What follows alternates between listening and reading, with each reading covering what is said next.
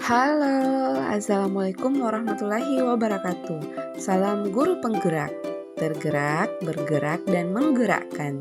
Saya Rina SPD, calon guru penggerak Angkatan 7 SMP Negeri 11 Kolaka Utara, Kabupaten Kolaka Utara, Provinsi Sulawesi Tenggara. Bapak Ibu guru yang hebat, pada kesempatan ini singkat saya kembali memaparkan hasil tugas modul 1.1 ada 8. Koneksi antar materi, kesimpulan, dan refleksi modul 1.1.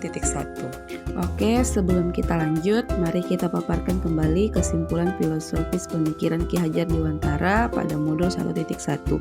Yang pertama, tujuan pendidikan menurut Ki Hajar Dewantara adalah menuntun segala kekuatan kodrat yang ada pada anak-anak agar mereka menjadi manusia dan anggota masyarakat dapat mencapai keselamatan dan kebahagiaan yang setinggi-tingginya. Kemudian yang kedua, menuntun anak dalam pendidikan harus sesuai dengan kodrat alam dan kodrat zaman. Kemudian yang ketiga, pendidikan budi pekerti, pendidikan yang harus diarahkan pada pembentukan karakter. Dan yang terakhir adalah trilogi pendidikan. Yang pertama, Ingarsyo Sung Tulodo di depan memberi contoh dan teladan. Kemudian yang kedua, Imadio Mangun Karsa di tengah memberi motivasi. Dan yang ketiga, Tuturi Handayani di belakang memberi arahan dan dorongan agar peserta didik tidak salah arah. Kemudian, koneksi antar materi, kesimpulan, dan refleksi modul 1.1. Terdapat 3 pertanyaan. Yang pertama, apa yang Anda percaya tentang murid dan pembelajaran di kelas sebelum Anda mempelajari modul 1.1? Kemudian yang kedua, apa yang berubah dari pemikiran atau perilaku Anda setelah mempelajari modul ini? Dan yang ketiga adalah apa yang dapat segera Anda terapkan lebih baik agar kelas Anda mencerminkan pemikiran Ki Hajar Dewantara. Pertanyaan yang pertama, apa yang Anda percaya tentang murid dan pembelajaran di kelas sebelum Anda mempelajari modul 1.1? Yang saya percayai yang pertama, dalam proses pembelajaran saya masih menggunakan metode konvensional sehingga dalam proses pembelajaran masih bersifat teacher center. Kemudian yang kedua, rendahnya motivasi peserta didik dalam belajar. Itu diakibatkan karena dalam proses pembelajaran saya masih menggunakan metode dan model pembelajaran yang belum inovatif. Kemudian yang ketiga, guru kurang memahami karakteristik setiap peserta didik. Saya masih menyamaratakan karakteristik setiap peserta didik karena saya beranggapan setiap kebutuhan semua peserta didik itu sama. Kemudian yang keempat, minimnya penggunaan teknologi dalam proses pembelajaran. Seperti yang kita ketahui, sekarang adalah sistem abad 21, jadi harus menggunakan teknologi. Dan saya tidak menggunakannya sehingga peserta didik kurang tertarik dalam belajar.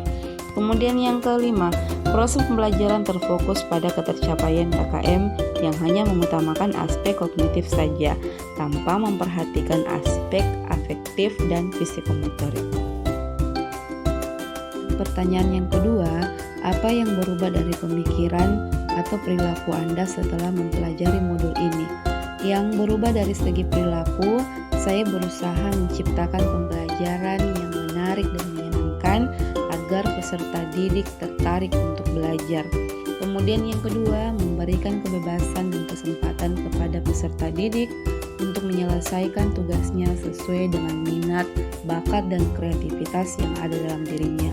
Kemudian yang ketiga, menuntun peserta didik dalam mengembangkan bakat atau potensi yang ada dalam dirinya sesuai dengan kodrat alam dan kodrat zaman. Kemudian yang keempat, mulai menggunakan teknologi dalam proses pembelajaran agar peserta didik tertarik untuk belajar dan tidak gagal teknologi sesuai dengan abad 21. Kemudian dari segi pemikiran, proses pembelajaran berpusat pada peserta didik atau student center. Kemudian kedua, saya berusaha menghargai dan memahami karakteristik setiap peserta didik agar mampu menerapkan metode-metode yang sesuai dengan karakteristik setiap peserta didik. Kemudian yang ketiga, menyadari bahwa guru bukanlah satu-satunya sumber belajar. Jadi tidak berlaku lagi teacher center. Kemudian pertanyaan yang terakhir adalah apa yang dapat segera Anda terapkan lebih baik agar kelas Anda mencerminkan pemikiran Ki Hajar Dewantara? Yang dapat saya terapkan yang pertama, merancang dan melaksanakan pembelajaran yang bersifat inovatif mengikuti zaman abad 21. Kemudian kedua, menerapkan konsep merdeka belajar, yaitu memberikan kebebasan kepada peserta didik agar dalam proses pembelajaran peserta didik bisa lebih aktif. Kemudian yang ketiga, menerapkan sistem pendidikan yang menuntun bukan menuntut, atau lebih dikenal dengan sistem AMONG, yaitu mengarahkan peserta didik sesuai dengan bakat, minat, dan kebutuhannya. Kemudian, dalam proses pembelajaran memperhatikan atau memahami kodrat alam dan kodrat zaman peserta didik.